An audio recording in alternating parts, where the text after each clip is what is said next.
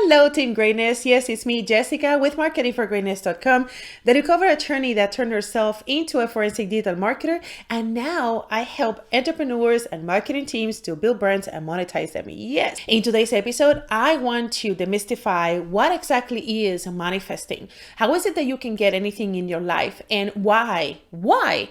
I can tell you without any hesitation that those things that you hear about manifesting, they truly work if you do certain things in a certain way. So let's dive in.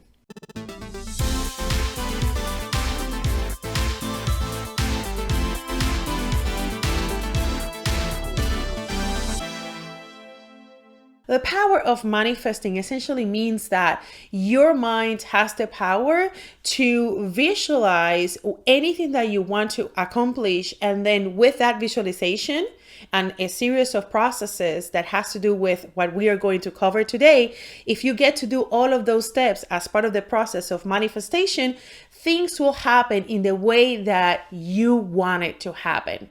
It turns out that that is true. And why I can tell you today that that is true is because I have been able to live it over the last 10 years. So my grandparents were very poor, and they were recipients of the land where the house it is to this day. So when I see that I have been able to raise myself from living in a property that was given away for $1 to today living in a property that is over $500,000, to me, that's just a miracle. Here's one thing that I needed to learn, because in that journey, when I decided that I wanted to raise myself from the bottom up, and I wanted to close that generational gap and that opportunity gap that basically I had before I was born, I understood very well that I didn't have the resources. And I understood that even if I went to school and had good grades and had my degree and did everything by the book, even that was not enough. I have been able to travel the world. I have been able to see things that there is no way I could have even imagined that it was possible had it not be for being introduced to the possibilities and the style of these instrumental mentors that opened my eyes to the world of manifesting what we want, to the world of really having control of our minds, having control of our words, and having control of our thoughts. So what I want is to give you access to 4 fundamental and critical philosophies from 4 mentors that I truly honor and respect. So mentor number 1 is Mr. Napoleon Hill. Let's hear what he has to say. And one of the things that I will highlight is that I want you to pay attention and really, really visualize from what he's saying. How do you think you can apply as far as the thoughts that you have about what you want to accomplish in your life? And let's see what he has to say about it. Because it changed my entire life and paved the way for my helping to change the lives of millions of people, some of them not yet born. Let me call your attention to a great power which is under your control, said Mr. Carnegie. A power which is greater than poverty, greater than the lack of education, greater than all of your fears and superstitions combined. It is the power to take possession of your own mind and direct it to whatever ends you may desire. This profound power, Mr. Carnegie continued, is the gift of the Creator, and it must have been considered the greatest of all of his gifts to man, because it is the only thing over which man has the complete and unchallengeable right of control and direction. When you speak of your poverty and lack of education, Mr. Carnegie explained, you are simply directing your mind power to attract these undesirable circumstances, because it is true that whatever your mind feeds upon, your mind attracts to you. Now you see why it is important that you recognize that all success begins with definiteness of purpose, with a clear picture in your mind of precisely what you want from life. Then Mr. Carnegie continued his speech.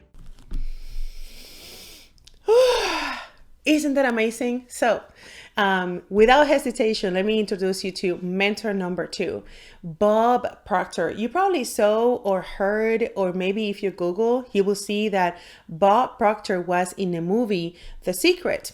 It turns out that The Secret took the law of attraction to mainstream. However, what they didn't really explain in that movie is that the law of attraction, it is part of the law of vibration. So let's watch how Bob Proctor explains that you truly have the power of manifesting. However, the way that he explains it is in relation and as a function of how you are vibrating and also how you are becoming. You see? So when it comes to manifesting, it is not about writing things 100 times and then wait until those things happen. There is a certain way to do your manifestation. So let's watch how Bob Proctor explains that part, because I truly love that. Start dealing with the non-physical world, with the invisible world, with the world that you can't see through these little peepers that you've got here we call eyes. Start to see yourself mentally. You've been given the faculties to do that. Use your imagination. See yourself already in possession of the good you desire. That will flip your mind onto a specific frequency, and you do think on frequencies. It's on that frequency that good you desire is going to start coming toward you, and you will start moving toward it. If you want to attract what you actually want, you've got to see yourself now already with it. And know it's only a period of time until you moving toward it and it moving toward you, and you become one with it. That is how it's done. James Allen was right. You don't get what you want, you get what you are. You've got to become what you want. You've got to realize that the minute you hold your mind in harmony with the good you want, then you've already got it. It's only a period of time till it manifests in physical form. So you got Napoleon Hill, you got Bob Proctor. That's just top of the top when it comes to really getting the tools that will empower your mind to manifest and get anything that you want. Now, I want you to meet my mentor number 3 is Jim Rohn. I truly love Jim Rohn because I believe that he took principles that were old. Actually, I don't know if you know, but Napoleon Hill is teaching concepts from Andrew Carnegie, who was born in the 1800s, guys. I mean, taking those concepts to the world that we're living today and just seeing how they are still applicable, probably today now more than ever, it is very impressive. Now, I like that Jim Rohn takes the philosophy out and then converts the philosophy into practical concept. Jim Rohn actually is the #1 leadership mentor. So if you ever are considering a leadership position, if you're ever considering inspiring other people, I truly recommend you to absorb content from Jim Rohn. So let's watch how he is giving a lesson about the practical terms on how are you going to clean up your mind, align your thoughts to get what you want. It's really, really interesting, a little bit different, but very, very, very applicable when we are manifesting what we want. Watch this. It's called activity. It's called disciplines. Turning wisdom from your philosophy and inspiration, the strengthening of attitude and faith and courage, commitment, and all this stuff that comes from attitude. If you're willing to take these 2 qualities, philosophy and attitude, and invest it into activity, you can have a miracle. Anything short of that, no miracle. Wisdom doesn't perform a miracle. So what I learned is that even if you have the best of your intentions to manifest and to attract what you want, sometimes the past betrays us. And sometimes we have negative energies that are there, but we probably don't see them, but they are getting us kind of like stuck and they hold us back. If you feel like probably you have done exercises to manifest, if you feel like maybe you have your vision board, maybe you have your goals, all of that, but probably you haven't mastered yet how to clear your past energies and how to cut yourself from the vibrations that are associated with your terrible moments that happened in the past. When you get to do that, to cut with your past and with the energy that is associated with your past, and you make amends and you see your past and you say, hey there, thank you. Thank you for being my mentor. I love that part that Jim Rohn covers, because I really experienced that. I understood that if I wanted to move forward with my life, I needed to be able to go to my past and say thank you to the lessons that I received. And so that actually adds another mentor to your list. Your past is also your mentor.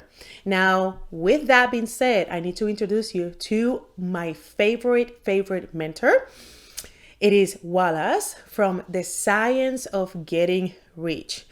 Oh my goodness, that philosophy to me was kind of like the cherry on top. Okay, because we already knew how to visualize things. We already knew that it's important to keep perspective of what I want and keep my vibration high. But the science of getting rich touches in the principles of getting wealth in a certain way that is not actually by going to school, competing, being the best, and competing especially in the capitalism. I do believe in capitalism, don't get me wrong, but there are things that we must do if we want to conquer the battles, and especially if you want to live the life that you truly believe that is going to be the life that will get you to fulfillment. Okay, so watch what the science of getting rich is telling you on this episode. Instead of the poverty it is growing out of. And bear in mind that the only way in which you can assist the world in growing rich is by growing rich yourself through creative method, not the competitive one. Give your attention wholly to riches. Ignore poverty. Whenever you think or speak of those who are poor, think and speak of them as those who are becoming rich, as those who are to be congratulated rather than pitied. Then they and others will catch the inspiration and begin to search for the way out. Because I say that you are to give your whole time and mind and thought to riches, it does not follow that you are to be sordid or mean. To become really rich is the noblest aim you can have in life, for it includes everything else. On the competitive plane, the struggle to get rich is a godless scramble for power over other men.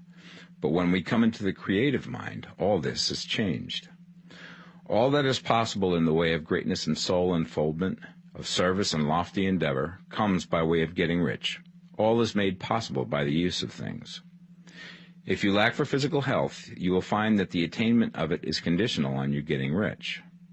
Only those who are emancipated from financial worry and who have the means to live a carefree existence and follow hygienic practices can have and retain health. Moral and spiritual greatness is possible only to those who are above the competitive battle for existence. And only those who are becoming rich on the plane of creative thought are free from the degrading influences of competition. If your heart is set on domestic happiness, remember that love flourishes best when there is refinement, a high level of thought, and freedom from corrupting influences. And these are to be found only where riches are attained by the exercise of creative thought, without strife or rivalry. You can aim at nothing so great or noble, I repeat, as to become rich, and you must fix your attention upon your mental picture of riches, to the exclusion of all that may tend to dim or obscure the vision. You must learn to see the underlying truth in all things. You must see beneath all seemingly wrong conditions the great one life, ever moving forward towards fuller expression and more complete happiness. It is the truth that there is no such thing as poverty, that there is only wealth. Some people remain in poverty because they are ignorant of the fact that there is wealth for them, and these can best be taught by showing them the way to affluence in your own person and practice. Others are poor because, while they feel that there is a way out, they are too intellectually indolent to put forth the mental effort necessary to find that way and by travel it. Others still are poor because, while they have some notion of science, they have become so swamped and lost in the maze of metaphysical and occult theories that they do not know which road to take. They try a mixture of many systems and fail in all. For these, again, the very best thing to do is to show the right way in your own person and practice. An ounce of doing things is worth a pound of theorizing. The very best thing you can do for the whole world is to make the most of yourself. You can serve God and man in no more effective way than by getting rich. That is, if you get rich by the creative method and not by the competitive one. So now what? Do you want to manifest? I believe so. I believe that you want to manifest. And what I invite you to do is to come up with the best of the lessons that you got from this video and take some time to journal. Whenever I feel like I need clarity, I need direction, I believe that at some point, actually, I used to delegate my clarity and my wisdom to maybe a mentor. But later, I realized that the more I was able to understand myself and understand that I have the answers of what I truly need to have and what I truly need to do, I actually respect better my intuition. And I truly invite you to do the same. I feel like when you get in connection with your intuition, the things that you're able to write are very, very powerful, to the point that you can come back. And I'm a big believer and I am a big fan of coming back and read what I wrote. I will tell you one story. Today, as I was driving from a meeting, I received a message from one of my clients, an amazing friend, and she actually said that she got married in secret. And I have a video of her saying that she had manifested the partner that she has and a husband that she has. And it's truly cool to see that when you take the time and you put the energy to do your manifestation exercises and you're able to go back and see, wow, I was able to completely see it, describe it, attract it, and then therefore manifested. So I definitely invite you to take a moment and use any notebook, okay, and then journal like, where are you today? Where do you want to be? In this exercise that I did, I actually was able to see 12 years from today, using the analogy that we go for 12 years to school. So I realized, like, wow, today I'm 43. So 12 years from today, I'm going to be 55. How do I want? What is the kind of life that I want to have when I am 55? Because I can guarantee you 12 years go very fast. Okay. So I did this exercise where I was able to visualize what I wanted, align the roles of my life, align my priorities, align my message, my thoughts, and get get rid of the thoughts that are no longer serving you. Again, this probably is using Jim Rohn's strategy, right? Like when you get to visualize and you go to the past and you're able to come into amendments with your past and clear that message, you will feel better because you have a better narrative. And that's something that we have in our minds. We have this power of perception. And sometimes people see us big already. People see us uber successful. But however, we don't see that. We don't see that in ourselves. And that's why, again, I believe that you were born for greatness. And if you don't feel that you are living in your best greatness, in your best path, if you're not stepping into that greatness, don't feel bad. Don't feel bad about it. I feel like this is a process called life. And the most important thing is that now you have access to this information. And if you keep yourself curious about these particular practices that have worked for many people, including myself, I think you will get there. I think you will get there. So I'm curious to see what kind of ideas you got after you watched this video. And I'm definitely curious to see what kind of things you get to implement, and you can come back and we can keep talking about greatness, manifesting, and truly get yourself to the level that you're destined to be. Okay, I truly believe that, and you can't convince me otherwise, because that's the life that I am living today. Okay, so bye for now.